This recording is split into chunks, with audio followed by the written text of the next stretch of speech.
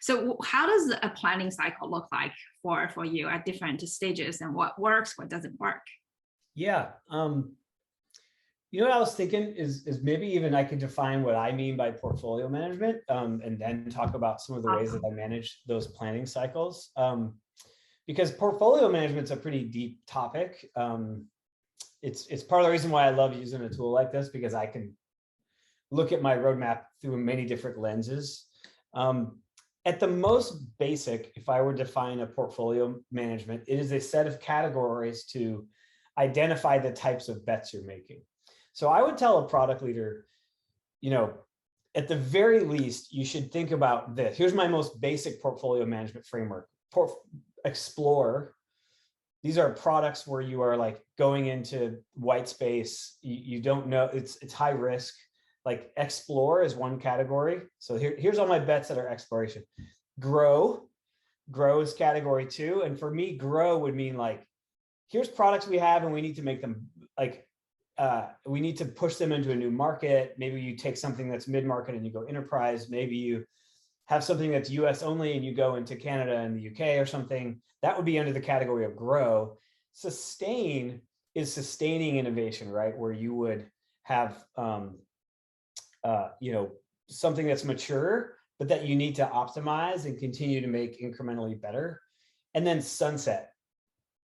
Sunset, I think good, healthy, especially larger product organizations, if you're past 30, 40 teams or like 5 or 6 SKUs in SaaS, you need to start to have a sunset backlog of things that like need to go away for various reasons. Maybe they have lower usage. Maybe you set a bar of, hey, if less than 10% of our customer base uses this thing, like why are we still supporting it? It just creates like extra complexity for us as a company.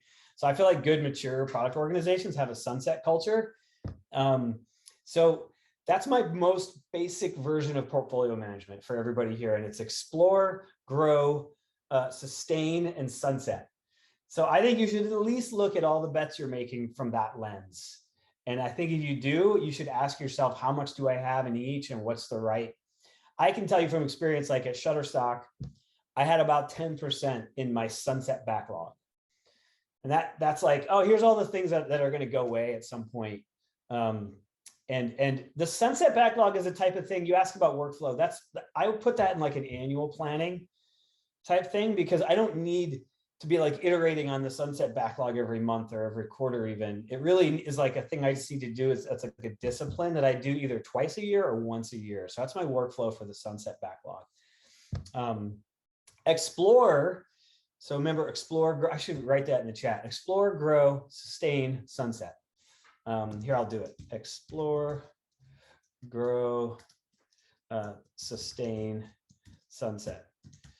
If explore, I would also say you need to put 10%, 15% into explore. Sometimes it feels painful because you're like, oh, I could grow my business so much faster. I have all these growth ideas. But if you don't plant seeds for the future and you don't constantly push with some small percentage, it will bite you later. And so I had this lesson too, when we went public at Shutterstock. We had growth for like 2.5 years. We were set beat. We were like a coin operated machine. We could buy traffic, convert it really well. But then we started to like hit the roof of our TAM in certain markets. And we didn't have that like big next new business ready to go, because I hadn't been investing like 15% of my time in Explore. Right. So that's one way to think about portfolio management, is explore, grow, sustain, sunset. Another way you could think about it, and I won't go deep in this, is McKinsey's kind of 3-year horizon model, which I personally really like, as long as you remove the concept of time, because when they try to make it time-based, I think that's a false narrative. Right. But you could go Google McKinsey's 3 horizon model. I really like that one too. Horizon 1 is basically things in your core business that you want to improve, like sustained innovation in your core. Horizon 2 is much like grow, like, place bets outside of, in new markets or new customer segments. And Horizon 3 are like wild, new, disruptive ideas that, you could completely change, that could completely change your company, and also might fail badly, right. And I think that's another way to think about bets that I find really useful. I have a bulldog who needs my immediate attention. Hey, come here.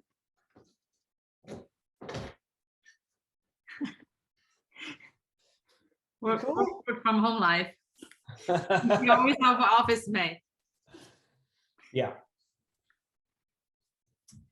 So when you have these different categories, you kind of mentioned in the either in the sunset backlog or in the sort of innovation growth sort of category, you probably do it on an annual, at most twice a year. And then you were doing quarterly planning as well. How does it look like, especially across multiple teams? Do you do bottoms up? Do you do top down? How does the cross-team work? Is it what are some of the common challenges that you face, and some tips to solve them? Yeah. Well, a couple ways. Some of the things we do on a more quarterly basis are more pragmatic. So, for example, I have audience-based roadmaps and audience-based portfolio planning. So at Procore, for example, we serve general contractors in SMB, mid-market, and enterprise. And we serve owners, people who buy and pay for the construction of buildings. And we serve them in the SMB, mid-market, and enterprise. And we serve a third audience, specialty contractors, the tradespeople, the folks who come in and your concrete and your mechanical, electrical. So we actually have 3 different audiences we serve.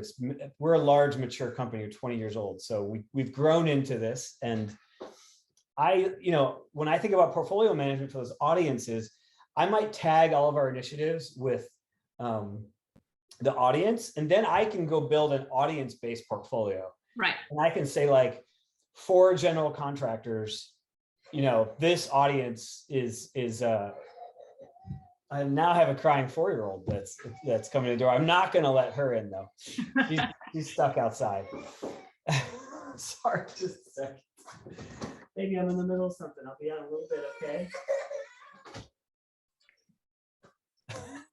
So sorry. That's the type of the work we do these days. Well, yeah, this is how it goes. I have a bulldog and a crying 4-year-old that will also want to attend this meeting. Right. No, yeah, it's pretty real. Some real life here. Yeah. On the chat. So that's kind of how I think about on a quarterly basis. I look at audience roadmaps. I look at audience portfolios. Then I also do OKR based, right? So at the corporate level for the company, we do OKRs. And the OKRs have to do with all our departments. Sometimes it's HR OKRs. Sometimes it's OKRs that have to do with our go-to-market org. Sometimes it's product, and sometimes it's a combination of all 3. And so what I'll do is I'll look at the portfolio of bets for a particular OKR.